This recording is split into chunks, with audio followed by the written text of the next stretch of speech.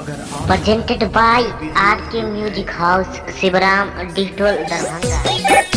Hello कहाँ गे होलिया पासे भी तैमे के आगे आही जल्दी लगा लेवे गे तोरा से मिले के बड़ा मन करल।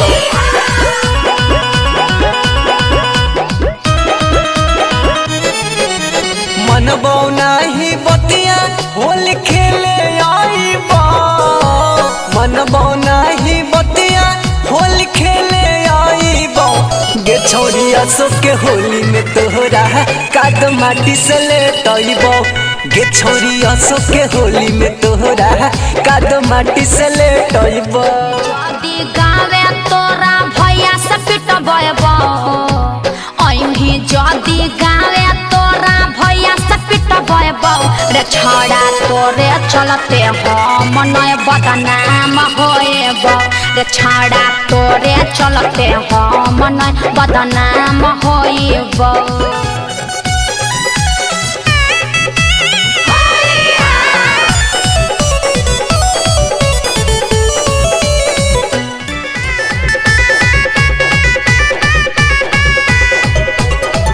बुझ मजबूरी हम न देता ही धोखा कहनी हल फगुए में देबो तोरा मौका ये गे बहाना नहीं चलता।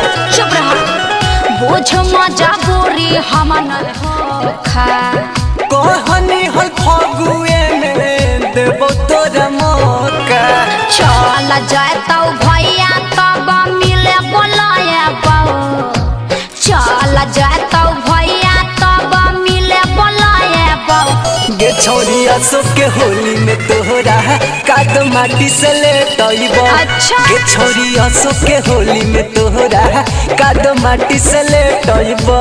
तो हम लटा देबो।